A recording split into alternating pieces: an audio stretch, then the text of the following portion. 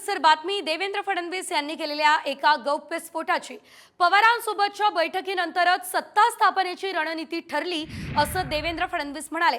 सत्ता स्थापनेच्या बैठकीत शरद पवार उपस्थित होते, पवारांसोबत अजित पवार पटेल देखील उपस्थित होते असंही फडणवीस बोललेत। सत्ता स्थापनेच्या बैठकीदरम्यान अदानी उपस्थित नव्हते। टाइम्स ग्रुपच्या मुलाखतीमध्ये फडणवीसांनी हा मोठा गौप्यस्फोट आता केलेला आहे। फडणवीसांनी नेमकं काय म्हटलं बघूयात। शरद पवार यांच्या सोबतच्या बैठकीनंतरच सत्ता स्थापनेची रणनीती ठरली। सत्ता स्थापनेच्या बैठकीत शरद पवारांसह अजित पवार, प्रफुल्ल पटेल, मी आणि अमित शहा हे उपस्थित होते। सत्ता स्थापनेच्या बैठकीदरम्यान अदानी मात्र उपस्थित नव्हते असं फडणवीसांनी सांगितलंय।